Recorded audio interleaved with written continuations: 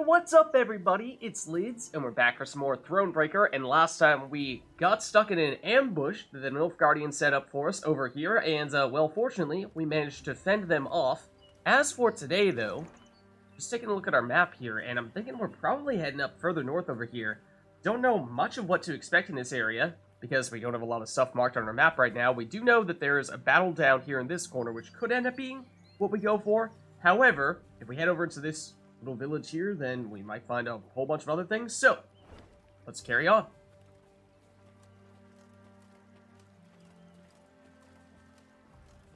Blackclads trampled my son, your majesty. Oh dear. I saw him walking along the road. He didn't slow, not one bit. Okay. Sorry for your loss? Milady, I've nae much, but I'll gladly give me last coin for the cause. For vengeance. Alright, there we go. I mean, we get a little bit of coins out of that. Blackclads think us less no dogs. I'm guessing that's... Oh, all from them? Maybe not. All for not taking his hat off in front of their general. Blackclads think us less no dogs. Okay. Alright then. Well, it does seem as though the Nilfgaardians did come through here and did cause quite a bit of trouble, as one might expect. So there is the monster in question. I'm thinking we just look a little bit more around here first and see what else we have in this area. This guy, for example, may have some kind of quest for us, potentially. Let's see, Your Grace. A merchant has a proposal that may be of interest. In the face of war, he's decided to close shop and has offered to give us all his remaining goods. In return, he requests a few of your men escort him to the nearest town. Okay, interesting. So if we do that, then we gain some wood, we lose some recruits, and we gain 1 card scrap. Otherwise, we can just turn them down, say no. And we have, I think, recently spent some of our recruits for a similar type of proposition. And at first, I was reluctant to make that kind of commitment. I felt like maybe recruits would be one of the harder resources to get, and I think that may still be the case. However, if we're relatively conservative with how aggressive we are with regard to making our deck and crafting new cards and what have you, which is sort of the approach we've taken thus far, haven't made any new cards yet, then maybe we can get by with going a little bit light on the recruits. And I think getting the card scrap, to tell you the truth, is probably the deal maker in this case. So let's go for it. And we get a second piece of this card that we only recently started to see a scrap of. So it looks like we might just need 1 more to finish it. Okay. Then, as we start moving up here, we get closer to the village. Was there... I thought there was something over in this direction. Yeah, at the very least, some additional resources for us to grab. And I don't think there's anything big that we're saving up for at the moment. For the most part, we're waiting to unlock additional things for us to be able to craft. I suppose, let's take a quick peek, just because at this point, with over 2,500 coins and over 500 wood, we probably could afford to make something if we wanted to. But for the most part, we've been looking at our workshop, and I think the answer here is still that we don't feel any particular need to go this route. Hold on, have we not gotten this? Is this new? Increase the number of trinkets Meve can equip to 3. Oh no, I do remember us seeing this previously, and initially we thought, how valuable is that really? But it could be useful because it basically guarantees that we get a certain card in our hand at the beginning, and we have started to accumulate a fair number of these trinkets. They tend to be the ones that we get out of those card scraps, it seems. So that's maybe not super intriguing, but it's definitely an option. Other than that, though, we made both of these up. Oh no, have we made this one? Mark location of treasures? No, we've talked about this before. And so I don't think there's anything new here. That's where we've spent most of our time looking. Mantent, we talked a fair bit about that as well. That's where we would create additional cards. Royal Tent, I don't think there's anything for us to spend resources on here. This is mostly just reading up the things that we've collected along the way. And I think the training grounds, just for practicing. And then the Mess Tent, take a look here. I imagine that, yeah, if there were someone new for us to talk to, then there would be an exclamation point up here. And there is not, and we're still seeing Reynard. So I think that means that, for the most part, we're just waiting for some other big upgrade to become available to us, and then we'll hopefully have the resources saved up to make that purchase. I suppose it does still cost gold and wood to create cards, so that might be what we'd be saving that for. Ooh. Okay, that certainly looks like something that we might want to get involved with. So I'd say either that or the monster. Do we have anything marked here at the moment for that? No, it just seems like that's whatever this village is. So why don't we go for this in that case? Let's give this a shot. Seems like some kind of mob, potentially? Meve and company passed by a village evidently pillaged by the Nilfgaardians. From afar, they had heard cries, but as they drew near, they recognized them not as cries of grief, but as cursing, cries of anger. Give him a proper walloping, the scoundrel! Mercy, good folk! I've done nothing wrong! The villagers what is stood this all gathered about? near the hamlet's center, surrounding an elf, bloodied and cowering. Stones in hand, the peasants threatened and cursed him. Okay. Are they mad just because he's an elf? And that seems like a pretty petty thing to get upset about when we have much more serious concerns, namely Nilfgaard attacking us. The queen demanded an explanation. A ruddy-faced blacksmith stepped forth and spit. A Nilfgaardian spy the horse and his, your majesty. Ah, He's the one okay. brought him here to raise the village. He's got to hang. The other villagers agreed with the smith. The elf fell at the queen's feet and groveled. Have mercy, Renner. Save your loyal subject. They lie. They fault me only as I am an elf. Alright, it would be great if they had any proof at all, any reason to believe their claim other than just that he's an elf. Because, of course, if he is a Nilfgaardian spy, we have pretty serious reason to be concerned about that. If you're just being a racist, then, then that's your problem, and this elf is not being an issue. Fairly else, well, this is all the information we're getting. Of course it is. Of course it is. So, in that case, what can we surmise from what we have here? What can we guess might be the outcomes? I mean, I would say if we spare the elf's life, I think we did something like this previously, where there was someone who people were mad at in some kind of town where there was some kind of, well, uprising like this, or at least some kind of riot.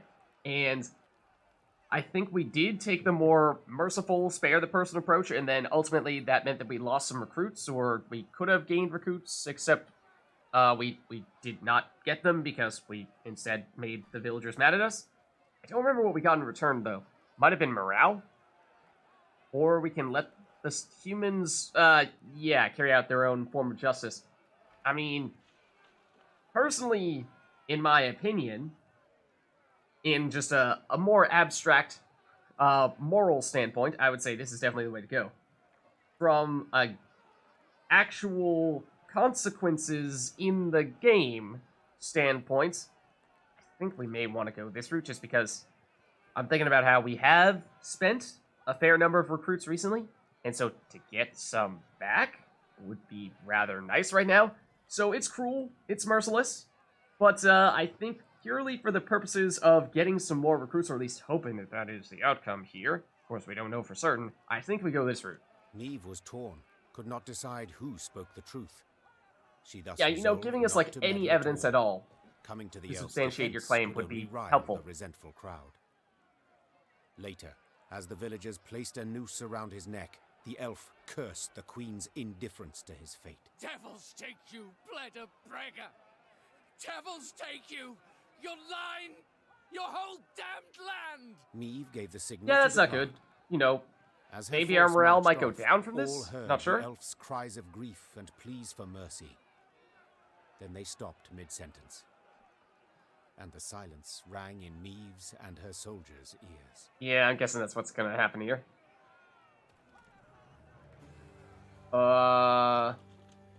No? As it turns out, morale is still high. In fact, not totally clear what the consequences of that will be. We can chat with this village person here, and I wonder if maybe that's where we're gonna find out. One traitorous head less than we had afore. Okay. So are we just a terrible person, that's all? One traitorous head less than we had afore. Perhaps. Perhaps we're just a terrible person after all. Alrighty then. Well, after that fantastic look in the mirror. Let's see, can we go down here? And if so, is there anything? I feel like anytime we see these interesting little, more obscure locations, I wonder, Is that a place where one might theoretically hide a hidden gold chest? That would seem like one of them, but it seems like there are many of those such locations. Alright, obviously we have this monster here. And I'm thinking we probably do go for that now. That way we've sort of checked everything in this southern part of this island here. And we are on high morale, so in theory that should prove somewhat helpful here. Let's give it a shot. And let's see what we have. Lyrian fishermen claimed that vile monsters had emerged from beneath the water lilies of the Yavina's shallow shore waters. They claimed the horrid beasts had large, fish-like eyes and a scaly hide speckled with green bristles. Okay, it's a shortened battle. It's just one round. That's important to remember, of course. But otherwise, it is a battle, so the purpose is just score more points than our opponent.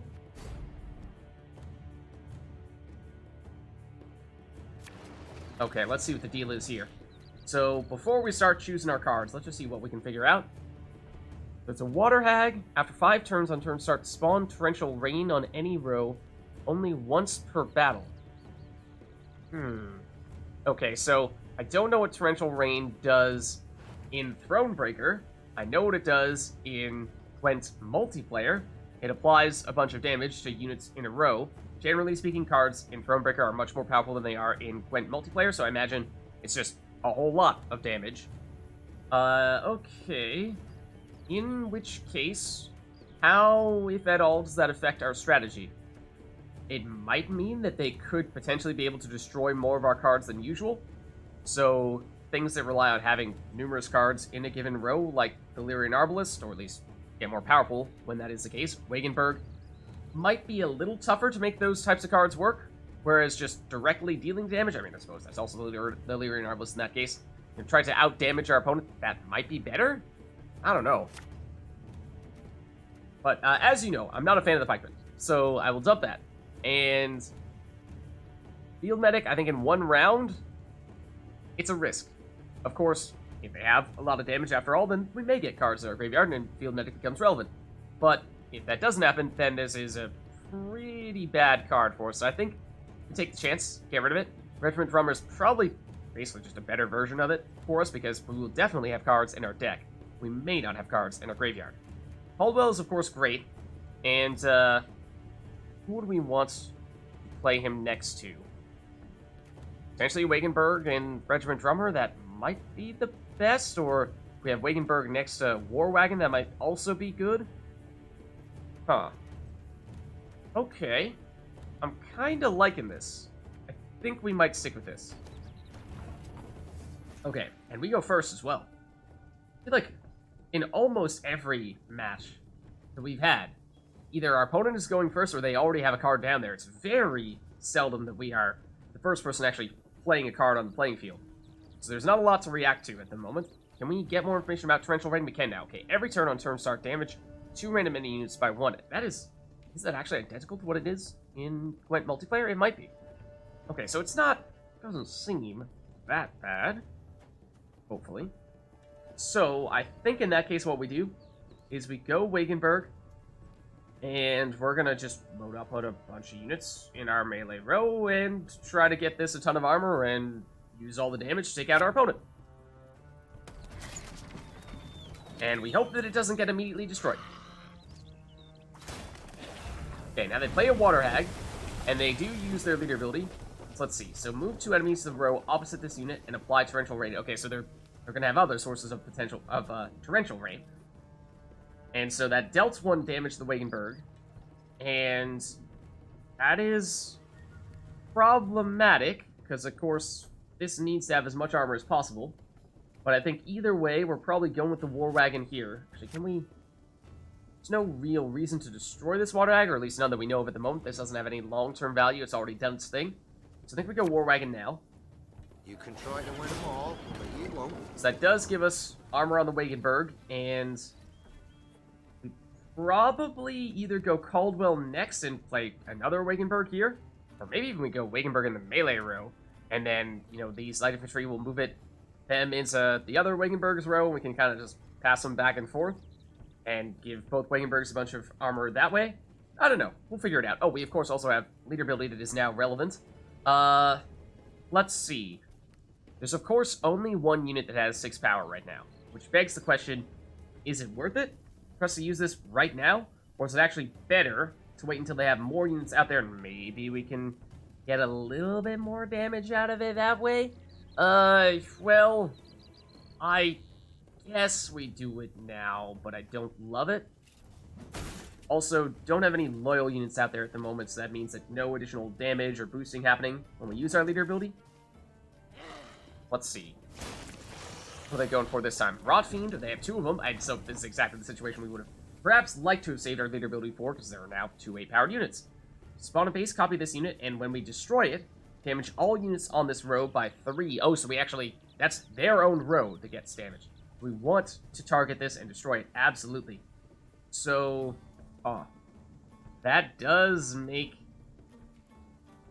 the Wagenburg a very tempting option to try to take these guys out. Question is, can we do that on this turn, or will we fall a little bit shy? Because if we go Caldwell here, and that is another unit to give us up to 4 armor, and therefore 4 damage, we're looking for 8. And if we do him here, then that means we get another Wagenburg, which is certainly a nice thing to have, but more importantly, another War Wagon, which at least short-term, if we play in the same row, will give us 3 more units, so that gets us up to 7, right? Now, if we play the War Wagon here as well, then that would be 8. That would be 8. We would just definitely need to move these light infantry out of this row so that we have room to play all those cards. Let's try that. To do this, If you insist. then ideally we would have had Wagenburg first, and then War Wagon, because now that means this Wagenburg that we play in this row is not going to have much way to get powered up. But we do this. Now this is up to 8, and that means we do this, and that destroys this card as well, and that puts us in a pretty strong place here early on. Okay, and they have an Archspore. Every turn on turn end, damage a random enemy unit by 1, except when you destroy these light infantry, they damage you. Let's see. Deathwish, summon this unit from your graveyard and weaken it by 4. Ooh. So that's tough. That technically means that we don't really want to destroy it.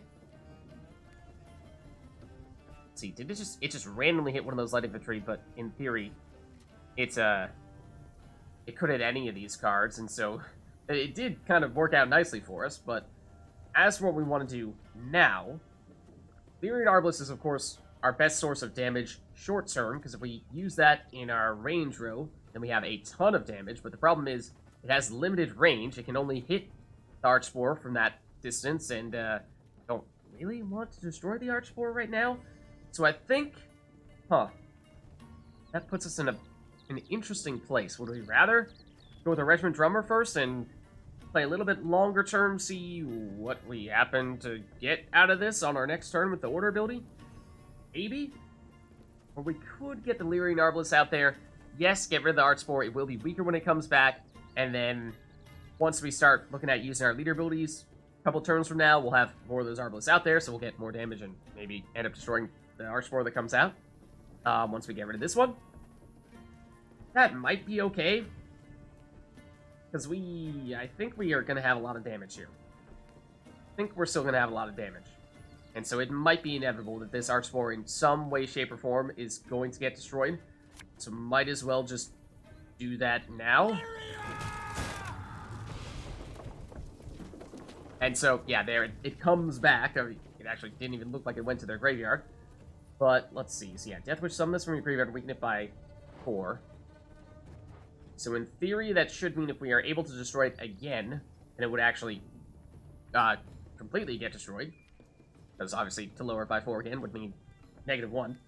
So I'm wondering to what extent we might want to move these light infantry to make more room in our range row, but I think that is something we can figure out for our next turn. Let's see what they do now. This is a one round battle, is it not? Why did they pass? Did they just like actually legitimately give up? I'm confused. This is 1 round, is it not? That seems strange. It kind of seems like they just handed us the win. am I forgetting something here? I'm looking for it somewhere where it confirms that I'm not making this up, but I'm pretty sure it did say we're just playing for one round here. So, I mean, we can keep on playing. No, I think we passed just in case. I mean, we've obviously, if it is just one round, we've already won. If it is any more than that, then that way we can at least save some cards for round 2 and 3. We won the round. Did we win the match? We did not? Okay, I made it up. I could have sworn it said this was a one-round battle. Did it not? Okay, well, either way, let's see. 1, 2, 3, 4, 5, 6, 7, 8, 9 cards in our hand versus 1, 2, 3, 4, 5, 6, 7, 8, 9, 10 cards in their hand. So we played one more card than they did in round 1, which may mean that we want to keep round 2 relatively short here. Basically just play at most 2 cards, and then that way, when round 3 starts, we will draw back into 3 cards. We'll be back up to the maximum of 10 cards, and so will our opponent. So that card disadvantage will get erased. In which case, what would we want to use as our quote-unquote throwaway cards? I think the Scytheman probably makes sense. We have a bunch of Regiment Drummers now. Do we want all of those? Do we even have enough cards in our deck to do that? Because bear in mind, the Field Medics are not Blitz cards, so the Regiment Drummers cannot create them. Could go with the Pikemen and then all the Scythemen as well. Certainly could as well. I feel like maybe we try getting rid of one of these, and if we can get one of the Field Medics that is relevant now that we actually have cards in our graveyard. Okay, that Scytheman also could be a throwaway card for round 2. That's not terrible, but Pikemen, I'd rather not. Scytheman, again, no thank you. Okay, we did get a Field Medic. So that might even be what we want to start off with here. I think first let's go with the Scytheman, though, and we'll sort of read the room here. We'll see what feels like might be necessary, because I think we're going to want to play this, and then next turn we may play the Field Medic if we feel like there's a chance we could actually win in round 2. But it's a decent enough card that it could be worth just saving it for round 3 when it's going to be played in the round that we're actually trying to win. Okay. Water Hag again. It says once per battle, and now you're doing it again, and you already used it. So again, this just feels like very strange. I would not have thought you'd be able to do that. It seemed like you already did that. It doesn't say once per round. It says once per battle. That seems very misleading. But anyways, so it's another water hack. Really feels like history is repeating itself here. This looks awfully familiar. But I suppose we go with the Field Medic, and then we'll get a random card out of our deck, or out of our graveyard here, in which case, in case it is Caldwell, we probably do want to put you next to this Lyria and Scytheman. Does mean we're playing you into a row in which you're going to get damage, but I think we live with that just in case we get Caldwell, because he is the best card in our graveyard right now, so we'd like to make sure that if we do get him, we can benefit fully out of it. So let's do that. What do you want of me? And it's a... Ooh, Ladybird. Okay, that's not super helpful. In which case, I think we actually go melee. And we probably use this order ability here, because I don't think this is going to do us any good once we've gotten rid of all of our Wagenbergs, and we have the other one in our graveyard right now. So I think we do this. That at least gives you some armor and potentially damage. I mean, then again, if we're going to pass on our next turn, then we're not going to get the chance to even use this order ability. But, alright. I suppose we use our leader ability here. Because that does give us a boost for the Lyria and Scytheman. So now, we end our turn, and that's likely the last turn we're going to want to take. And they do, again, do the same thing they did last time. Brought Fiends, which did make me wonder if maybe it was worth saving our leader ability, but again, I was thinking we'd probably pass here.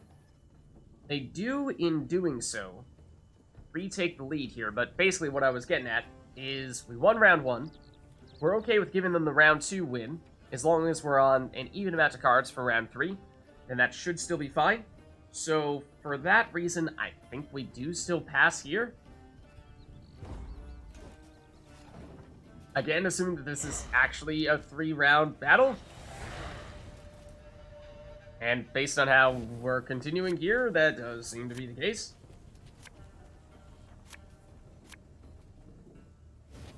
Okay. And they had to discard one of their Rot Fiends. Now they go first with an Arch Spore. They'll damage an enemy unit at the end of every turn. We saw this before, but since we don't have any units out there, they're not going to get damaged.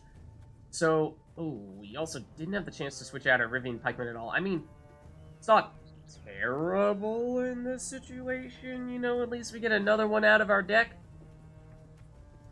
You know, if we had already played one of them, or one of them was in our graveyard, then it would be atrociously awful. And we have Reynard. We can at least combine that with a couple of Regiment Drummers. Okay, so there is still some use in Reynard here.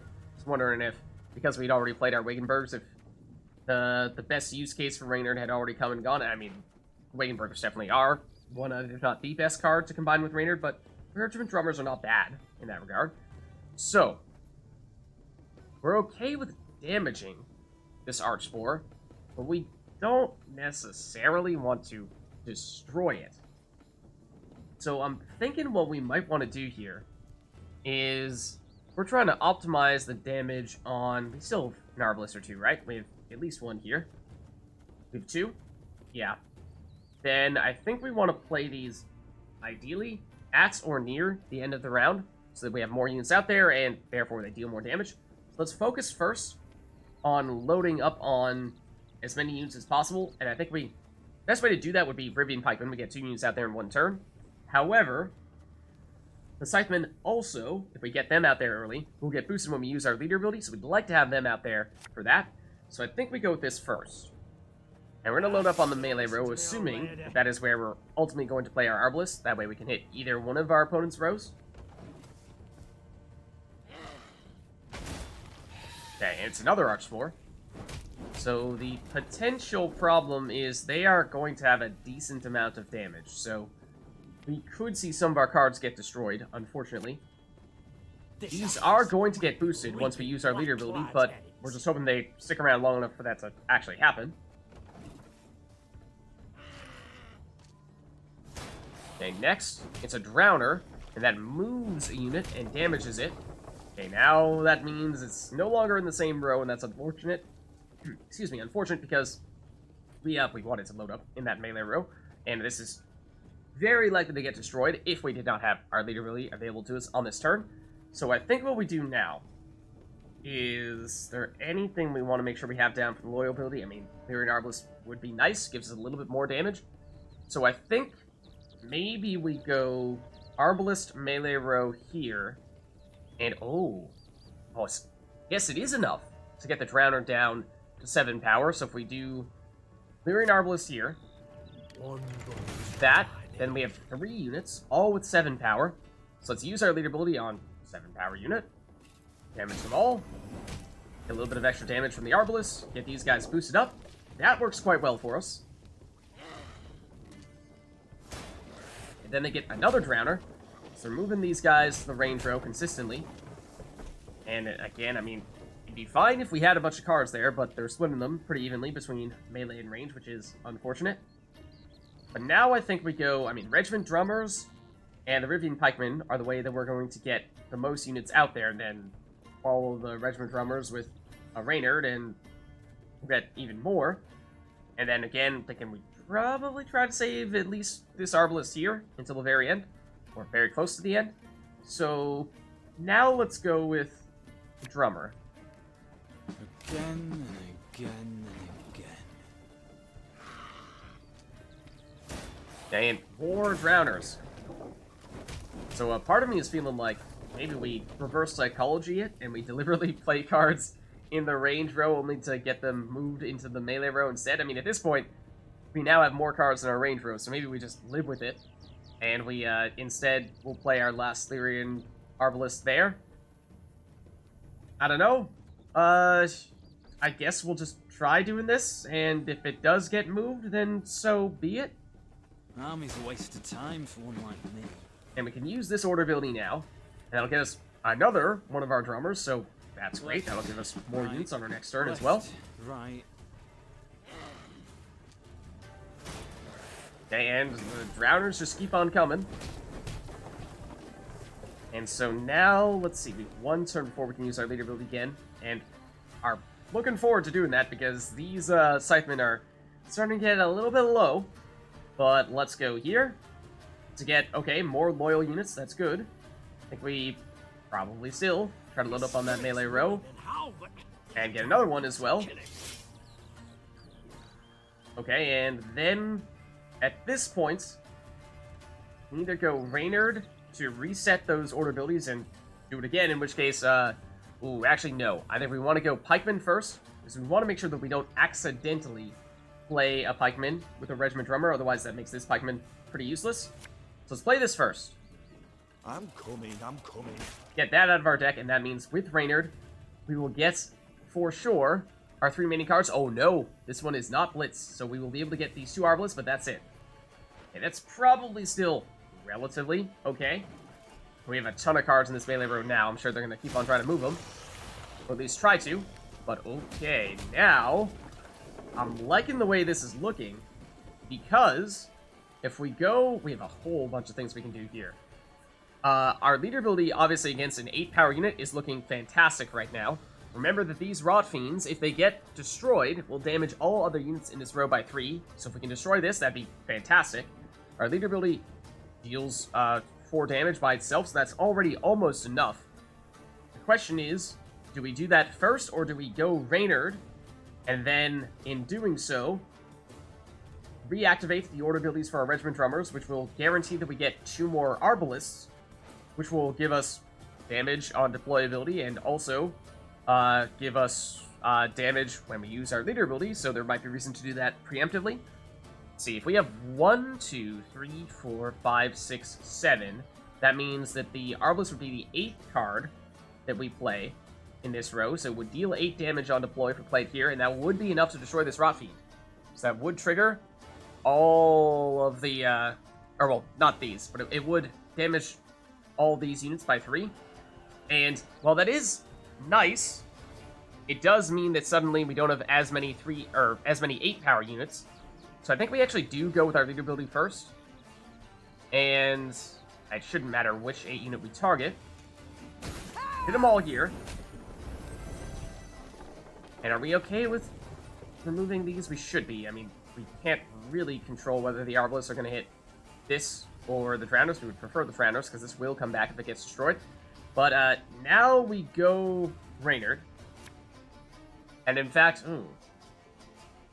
yeah, I think we do. Company, forward march! So that gives us these orders back, which gives us guaranteed Arbalists. And the reason why I hesitated for a second there was because, I mean, just looking at our potential targets here, we have more damage than we need on this occasion, and so I was wondering, I mean, is it even worth maybe saving it for next turn, just in case they play a big unit on their next turn, and we might want to take that out instead. But I think, you know, we'll just remove what we can. In fact, 1, 2, 3, 4, 5, 6. If we play the Arbalist here, that would be enough to remove any of those guys. We may do that to leave space for our Arbalist in the melee row next time round. Either way. Give me a time. Destroy you. Actually, we should be removing the ones in the range row, because we want to have as many other targets in the melee row as possible, so that when we do use our leader ability, our Arbalists will take out that or the other Drowner rather than this Archspore. May not be that much of a factor, but we should... Let's see. Oh, we can destroy this as well, which we definitely want to do, because that will damage all of them. Okay. And that puts us in a pretty comfortable place here. Sizable lead, and, well, we would love to get rid of this Rot Fiend as well, which I'm pretty sure we can do. And that one is also, obviously, very close. But, oh, we can decoy, replay an Arbalist, which I think is what we're going to want to do, because we have 1, 2, 3, 4, 5, 6, 7, 8, 9 units in the melee row with the Arbalist. That means we'll have 9 damage, so we could remove this Rot Fiend. And then, if we use Decoy on our next turn to play it again, then that would be enough to destroy that Rot Fiend. Almost enough to destroy this Rot Fiend. Take it one step at a time here, though. Take you out. Damage all of you, and now Okay, this does come back, but weaker. And I think we may be able to remove both of these. Remember, we do have Commander's Horn, or rather, Lyrian Horn. They're switching us around big time. Wait, what else did that do? Some damage and some movement, yes. Hold on. Move 6 random enemies to the other row and damage them by 2. Okay, so now suddenly our range row is completely full. Our melee row is not. That does complicate things a bit, because 1, 2, 3, 4, 5, 6, we'd have 7 damage if we move, say, this Arbalist from here with Decoy into here on our next turn. And, I mean, that would be enough to remove this Rot Fiend. So that may be fine. We may go for that. I'm thinking that's what we do here. Because we obviously can't fit anything else in this range row, so it doesn't do as much good here.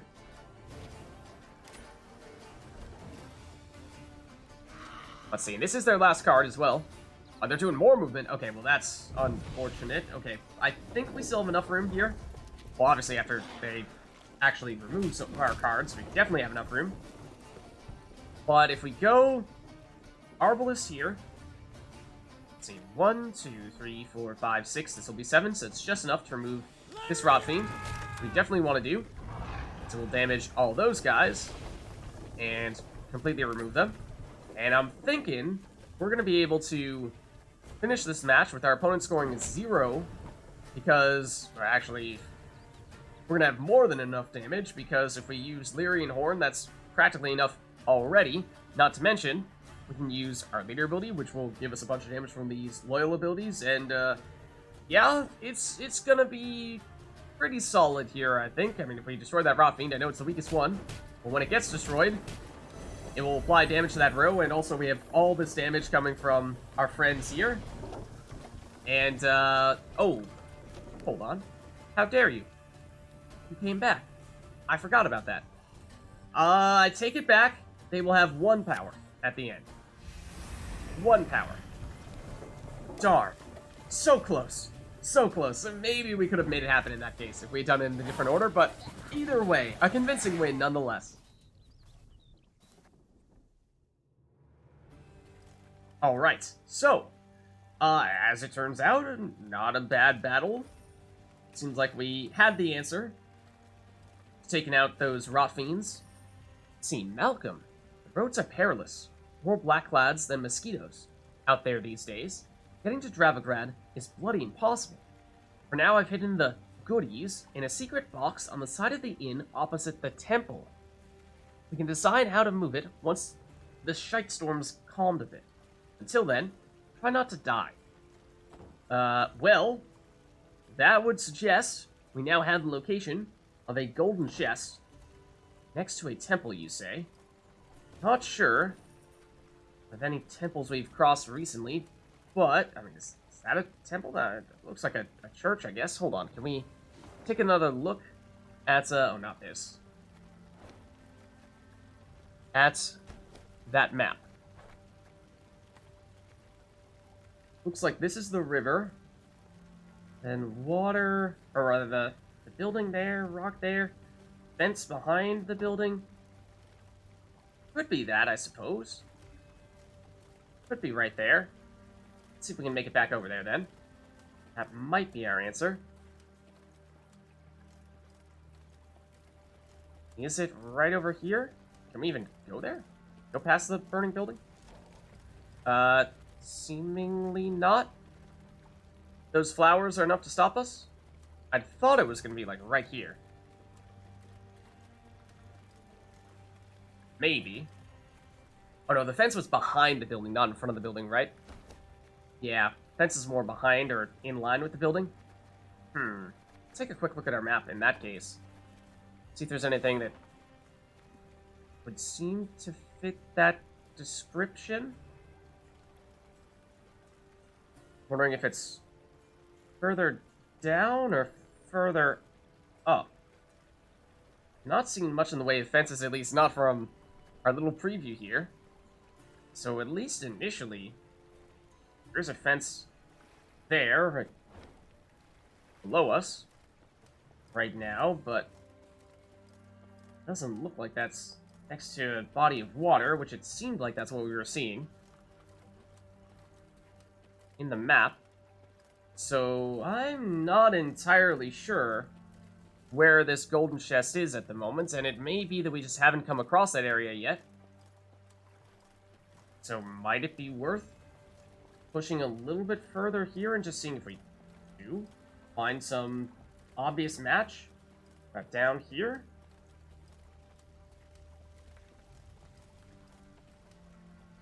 Saying body of water, fence behind the building. I mean, that's kind of reminiscent, but not exactly. Back here, no. I'm feeling like maybe we just haven't been there yet. But we can keep on looking a little bit further here, just to see. We're talking to these people previously. Doesn't look like a temple here. This is where the fight was, of course, with that beast. And usually I thought they were rather close, the golden chests, to the actual place where you get the map. I guess for the most part, although we've seen so few of them, maybe we can't make that statement with much conviction yet. Signs of the place here? No, not that I can tell just yet. I mean, I imagine it's not back in the area that we came from, right? Probably not. I assume, if anything, it's further forward. Strange. Strange. I suppose we'll just need to be patient. In that case, keep our eyes peeled for something that looks like that type of place. I don't think it's here. That's looking like just a farm. This does seem like a somewhat large village over here. Thronebreaker. And maybe there's some kind of temple here? Let's take a look at the notice board at the very least. Those tend to be quite helpful. Oh, okay, we have a point of interest there. And we're getting to the point where we're not that far away from where the main quest has taken us. Oh, interesting. Town bell as well? Is that like an alarm? Or not? We chat with this person? Doesn't seem like it. Looking for signs of a temple or anything else, I suppose, that we could interact with. Any loot? What have you? There's a fast travel spot, also convenient. Did we even try talking to this person? I'm not sure that we did. That might be worth doing. Yeah, they may, at the very least, have some kind of quest or some other type of thing for us. Let's see. Your Majesty, the owner of this estate has demanded recompense for wartime damages. Excuse me? He claims you've failed in your royal duty to protect his land from the Nilfgaardian invasion.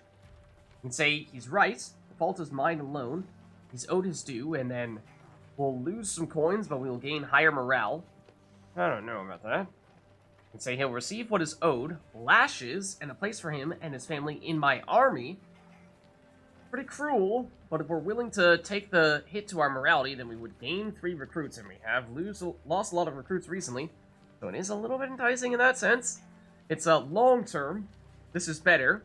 Short-term, it's worse, because of course we get the morality hit, whereas this one, short-term is better, long-term is worse. Get the morality, which helps us in the short term. We get the coins loss, which hurts us in the long run. Or we can just say, no thanks. And so, I hate to say it, because I feel like I'm making a bit of a pattern here.